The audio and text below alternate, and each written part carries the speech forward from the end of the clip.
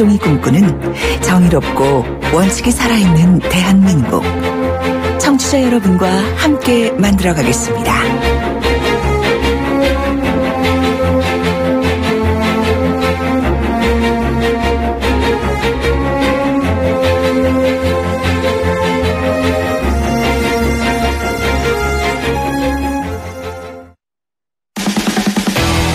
돌려보고 비틀어보는 오늘의 이슈.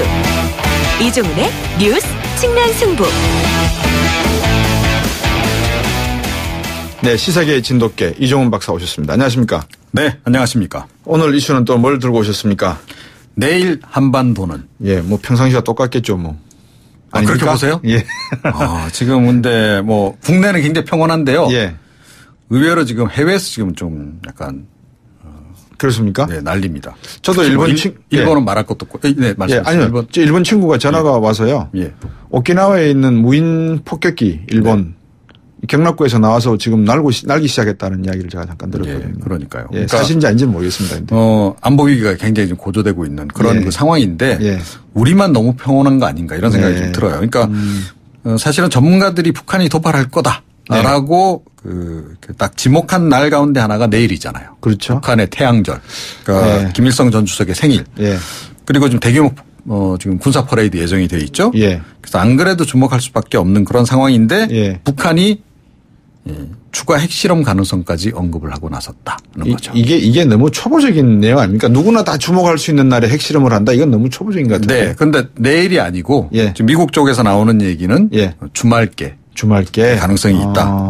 그런데 실제로 이제 그 발언이 좀 나왔지 않습니까? 그러니까 한성열 북한 외무성 부상이 예. 핵실험은 언제든 가능하다. 예. 김정은 위원장이 적절하다고 생각하는 때에 추가 핵실험을 실시할 계획이다. 그리고 미국의 선제 타격에 대해서도 언급을 했어요. 미국의 선제 타격의 직면에 팔짱을 끼고 있지 않을 것이다. 네. 미국이 선택을 한다면 우리는 전쟁에 나서겠다. 어이구. 그러니까 항전하겠다 이런 예. 얘기를 했는데요. 예. 관련해서 지금 평양 시민 60만 명에게 퇴거령을 내렸다 이런 소식도 들어와 있습니다. 그러니까 예. 평양 안에 이제 있는 대피소 예. 에 다 수용을 못 한다는 거죠. 예. 그래서 60만 명 정도는 그냥 외곽으로 좀 내보내는 그런 퇴거령까지 내렸다 이런 보도도 지금 함께 나와 있는 상황입니다. 아까 저 미국 쪽에서도 뭐 그런 보도가 나왔다고 하셨는데 어떤 보도가 나왔습니까? 선제 타격설 보도. 예. 그러니까 미국 MBC 뉴스가 이제 보도를 했어요. 예. 그러니까 군 정보당국의 말을 이제 인용을 해서 보도를 했는데 재래식 무기를 활용해서 북한의 선제 타격을 할 준비가 됐다. 재래식 무기요? 예. 그러니까 구체적으로 토마호크 순항 미사일을 쏠 수 있는 구축함 2척. 예. 이거를 핵실험 장소 인근, 그러니까 풍계리 인근 해역에 배치를 했다는 거고요. 한 척은 300마일 정도. 그러니까 우리식으로 계산하면 480km 정도. 그 정도 거리에 지금 배치를 해놓은 상태다. 라는 것까지 지금 보도가 나오고 있는 상황입니다. 칼빈슨에 따라온 구축함이 마이어하고 머피호인데 이 두 개 중에서 한 개가 지금 약 300마일 인근에 배치했다는 말씀인 것 같군요. 네, 그렇습니다. 주한미군은 어떻게 움직이고 있습니까? 예. 그러니까 주한미군 관련해서는 아예 좀 최근에는 보도가 좀 없고요. 오히려 좀 주일미군에 대한 보도가 지금 나오고 있습니다. 그러니까 조금 전에 이제 일본에서 제가 말씀드렸죠. 무인 폭격기 이제 벌써 움직이기 시작했다 이 얘기를 하셨는데 북한의 미사일 발사에 대비해서 요격 미사일을 배치를 했다 그럽니다. 그런 얘기가 지금 나오고 있고요. 칼빈슨 전단은 내일 이제 제주도 해역에 도착을 합니다. 일본 규슈 서쪽이죠. 그러니까 제주도와 일본 열도 그 사이에 위치를 하는 거고요. 대한해협이네요. 네, 그렇습니다. 거기가 한반도의 딱 정남단입니다.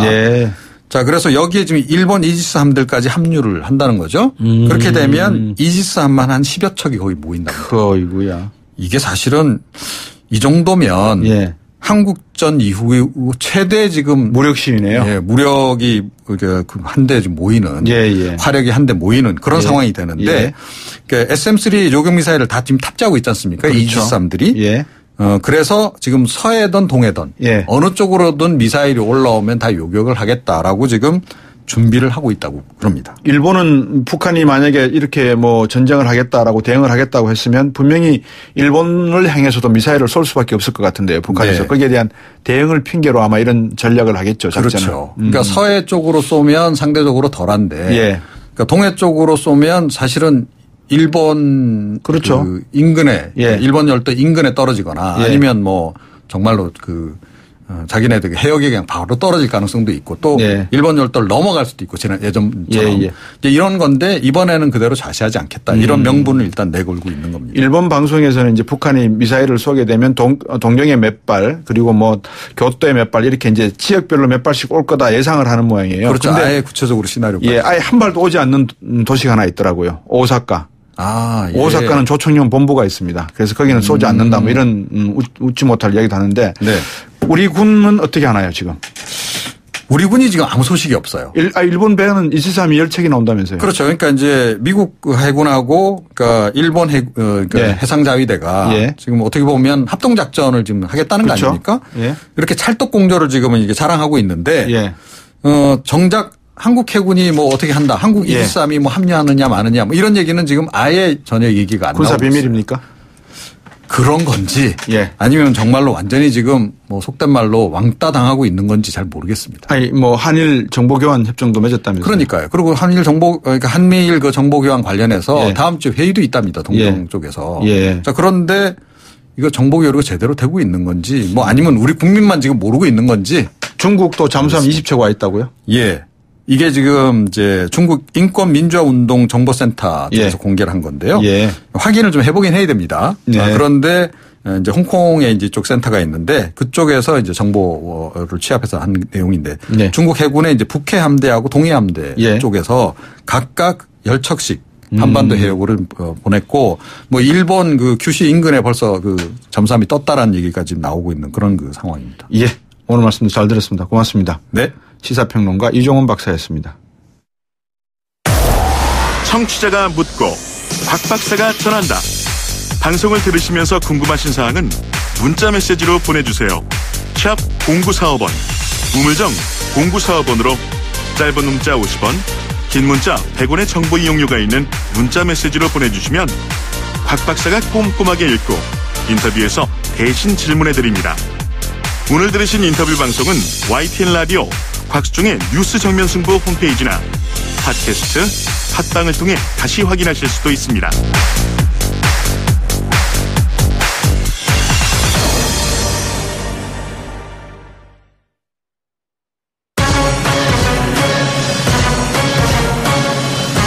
(19대) 대선 또 속으실 겁니까? 정책 공부한 만큼 사람이 보입니다. 뉴스 정면 승부 대선 벼락치기 대선 후보 정책 공약 검증 시리즈 함께 따져봅시다.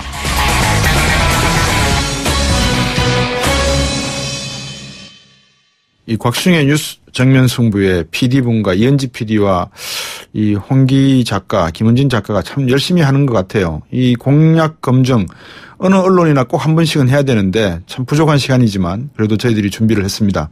청취자 여러분들께서 부족한 부분이 분명히 있겠지만 하나하나 검증해 보는 시간 같이 갖도록 했으면 좋겠습니다. 질문도 많이 보내주셔서 이 검증에 대한 내용도 지금 각 당의 홍보팀들은 아마 이 방송 듣고 있을 테니까요. 그분들이 참조할 수 있도록 한번 도와주셨으면 합니다. 우물정 0945 단문 50원 장문 100원입니다. 오늘 그 첫 번째 시간으로 요즘 국민들이 가장 민감하게 반응하고 있고 저희 뉴스 정면 승부에서도 몇 번 다루었던 내용입니다. 미세먼지에 대한 대선 후보들의 대책 공약 한번 짚어보겠습니다. 한양대학교 기후변화 대응센터장 맡고 계신 최영식 특임교수와 함께 점검해 보겠습니다. 안녕하십니까? 안녕하세요. 네, 요즘 대선 후보들의 미세먼지 공약 어떻게 듣고 계십니까? 잘 듣고 있습니다. 잘 보고 있어요. 잘 듣고 계시는데 공약 내놓은 후보가 몇 분 안 되시죠? 네네, 3분 되죠. 5분 중에 3분인데 문재인 후보, 안철수 후보, 그다음에 신 후보, 심상정 후보, 3분이서 이제 하셨는데 어떻습니까? 어떻게 공약을 각각 평가하십니까? 전반적으로? 저는 어떤 후보의 공약이 앞속을 떠나서 그것들을 국가 이익이 우선이 돼야 된다는 측면에서 얘기하고 싶고요. 그렇게 바라보고 싶습니다. 국가의 핵심 이익과 미세먼지는 어떤 내용을 가지고 있을까요?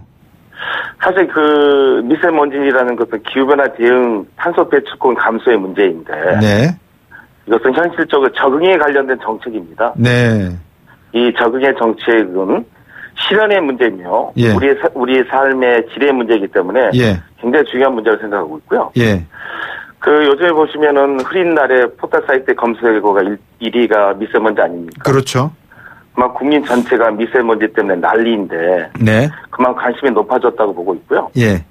이게 사실 환경 측면에서 바라봤을 때는 공기가 그만큼 나빠져서 네. 좋은 일은 아니지만 예. 대선 후보들의 주제로 예. 환경 문제가 떠올랐다는 측면에서는 개선하는 측면에서 예. 굉장히 바람직하지 않나 생각합니다. 근데 이분들이 뭐 만물 박사가 아닌 이상 네네. 각자의 후보들이 이 미세먼지에 대해서 제대로 알고 있는 분들이 계실까요? 그래서 이분들이 미세먼지에 대한 그 원론적인 것들 말씀하셨고요. 예. 그것들은 앞으로 차후에 예. 어떤 분이 대통령이 되시면은 전문가들이 이제 정책적으로 풀어가야 될 거라고 저는 보고 있습니다. 예. 왜 제가 그런 말씀을 드렸냐 그러면 이 문재인 후보 공약도 그렇고 안철수 후보의 공약도 그렇고 신규 화력발전소 건설 재검토 이렇게만 나와 있는데 이게 뭐 네네. 어떤 내용인지 모르겠습니다만 화력발전 안에서도 석탄은 제외하고 천연가스로 만드는 것은 필요한 부분이 있거든요. 그렇죠. 예, 그런 부분을 좀 이렇게 구분해서 이야기를 하셨나 싶어 제가 여쭤봤습니다. 일단 저는 이렇게 보고 있어요. 세 분의 공약을 보면은 네. 사실 큰 차이가 없습니다. 그렇군요. 예, 문 후보 같은 경우에는 배출량의 30%를 감축하자는 거고, 예. 미세먼지를 WHO 공고 수준까지 가자는 거, 네. 그 석탄 화력 지금 말씀하신 것처럼 뭐 신규 건설 전면 중단하고, 예. 뭐 지금 화력발전소 준공률의 10% 미만인 구기 건설만 하자는 것들, 네. 뭐 장관급에서 정상급 의제로 가겠다는 재생에너지 이런 측면을 예. 말씀하셨는데 예. 이것도 저희가 사실 잘 다 아는 사실이고요. 예. 안 후보 같은 경우에도 뭐 거의 문 후보하고 같은 수준에 말씀하셨는데 네. 당시 심 후보 같은 경우에는 미세먼지를 50% 감축하겠다. 네. 라는 좀 앞선 것들을 공약하셨는데 사실 이 부분은 또 실행 가능성이 있나에 대해서는 의문입니다. 예. 그다음에 안철수 후보가 스모그 프리 타워 공약을 내세웠다고 하는데 네네. 이거 옛날에 중국에서 했다가 실패한 거 아닙니까? 아니 이제 이것을 이제 요즘에 많이 거론되는데 예. 이거 안 후보 입장을 떠나서 예. 이분이 그 말씀하신 거는 교육적 측면과 상징적 측면에서 말씀하시지 않았나 생각을 네. 했는데 예. 그것들이 좀 오버하지 않으셨나 좀 생각하고 있습니다. 예. 저는 지금 이 미세먼지 이야기가 딱 나왔을 때 만약에 네. 제가 후보라 그러면 나는 무슨 말씀을 드릴까라고 생각해 봤더니만 예. 이 중국 내에서 지금 미세먼지를 발생시키는 통계량을 제가 어떻게든지 연구소를 통해서든지 아마 찾아내어서 네네. 중국에서 지금 발생되고 있는 미세먼지의 수준이 무슨 원인이 무엇이며 이게 앞으로 네네. 어떻게 증가될 가능성이 있고 한국은 이 통계가 어떻게 되어 있어 어떤 수준으로 증가될 가능성이 있어서 이것을 어떤 방향으로 전개하는 것이 이 미세먼지 문제를 해결하는데 급선무이고 이 수도 문제나 토질 문제에 있어서도 상당히 중요함에 따라서 이렇게 나갈 것 같은데 그런 이야기 하시는 분들은 안 계신 것 같아요. 그죠? 이런 것 같아요. 사실 미세문제나 환경 문제는 우리의 문제가 아니라 네. 한국과 중국과 일본의 상국의 그렇죠. 문제로 생각하고 있고요. 예. 이거에 대한 한중일에 대한 대기 오염 물질의 총량제라든가 네. 표준화, 네. 그다음에 매뉴얼을 만들어야 된다는데 네. 그런 전문적인 부분은 얘기들이 아직 없네요. 그러니까 제가 아까 앞에서 질문 드렸다시피 이분들이 잘 모르시니까 나올 네네. 수 있는 거 아닌가라고 질문을 드렸던 겁니다. 네네. 현재 우리나라 대기예보 시스템은 어떤 보완이 필요하다고 보십니까, 교수님은? 우리나라의 대기예보 시스템에서는 가장 문제가 뭐냐면은 예. 이 설치된 측정망들이 예. 사근한 지역과 달리 동떨어진 산 속에 먼 곳에 설치되었다는 게 문제라고 보고 있고요. 예. 이것들이 가장 문제는 측정망이 촘촘히해서 예. 측정망에 대한 신뢰를 높이고 예. 또 여러 사람들의 의견을 적극적 반영을 좀 해야 된다고 저는 개인적으로 생각하고 있습니다. 예. 이렇게 되면은 사실 테크놀로지 문제이기 때문에요. 네네. 제가 뭐라고 말씀드린지 그렇습니다. 예. 아니, 미세먼지 이야기도 앞에서도 말씀해 주셨지만, 백령도나 이 서해에 중국 쪽에서 날아오는 것도 잡아내려면 좀 관측기구나 이런 것들도 좀 건설해야 되고 하는 문제도 있지 않겠습니까? 오르신 맞습니다. 예. 그런 부분들이 차기 정부에서 예. 컨트롤 타워를 만들어서 네. 정부의 정책들이 일관성 있게 저는 가야 된다고 생각하고 있습니다. 예. 외교적인 문제를 앞에서 총량제 말씀을 해 주셨는데요. 네네. 결국 이게 이제 중국도 어느 시점이 되면은 이 교토 의정서라든지 이런 기후변화 협약과 관련된 아시아 지역 내에서의 그런 협약이 필요할 수도 있다면 이걸 네네. 또 하나의 금융상품화 시킬 수 있다 그러면 그렇죠. 중국도 관심을 보일 수 있지 않겠습니까? 몽골도 그렇고요. 저희가 파리 협약 이후에 사실 우리가 하는 어떤 정책적인 제안들이 없는데. 예. 중국은 기후변화 대응, 탄소 배출에 대한 것들이 저희는 저희밖에 앞선 정책을 피고 있다고 생각하고 있고요. 네. 지금 저희 차기 정부에서는 그런 부분에 대해서 아까 말씀드렸던 중국과 논의하고 네. 그런 것들이 외교적인 측면으로 발전이 돼야 된다고 생각하고 있습니다. 그 두 후보, 세 후보가 모두 다 말씀을 하신 가운데 두 후보가 특히 전국의 네. IoT 기반 미세먼지 측정망 구축하겠다. 안철수 후보. 네네. 그다음에 문재인 후보는 인공지능 빅데이터 활용 경보 구축하겠다라고 말씀하셨는데 예. 어떤 관계입니까? 저는 이렇게 생각해요. 두 후보에 대한 그 공약의 실현 문제에 대해서는 네. 이제 델리케이트한 문제인데 예. 연관성보다는 그런 것들을 실현하기 위해서는 구체적인 예산과 예. 구체적인 이행 계획들이 좀 빠지지 않았나라는 생각하고 있거든요. 그렇죠. 예. 그건 차후의 문제로 생각하고 있습니다. 예. 일단 후보들이 정책에 대한 공약을 발표한 거지 네. 구체성은 지금 논의될 상태는 아닌 것 같다고 생각하고 있습니다. 그 문재인 후보의 공약 가운데 개인용 경유 승용차 퇴출 2003년 이후 경유차에 대한 이전에 차에 대한 퇴출 예. 문제 이런 말씀도 있으신데 예. 이렇게 되면 결국 뭐 보조금 문제라든지 아니면은 그렇죠. 세금 문제 이런 것도 같이 나와야 되는 거 아니겠습니까? 그럼요. 예. 그게 다 예산이 수반돼야 할 문제인데 예. 그 예산 없이 실행이라는 것은 힘들기 때문에요. 예. 지금 후보 수준에 말씀드린 담론 수준이라고 생각하고 예. 그것들은 차기에 어떤 분이 되시면 구차를 가야 되지 않나 생각하고 있습니다. 사실 모든 문제들이 핵심 공약들이 네. 예산이라고 생각하고 있습니다. 예, 아마 뭐 주요 연구소에서 준비하고 계시지 않겠나 생각을 해보면서 네네. 오늘 말씀 여기까지 듣겠습니다. 감사합니다. 네, 감사합니다. 최영식 한양대 기후변화센터장이었습니다. 7시 뉴스 듣고 3부로 돌아오겠습니다.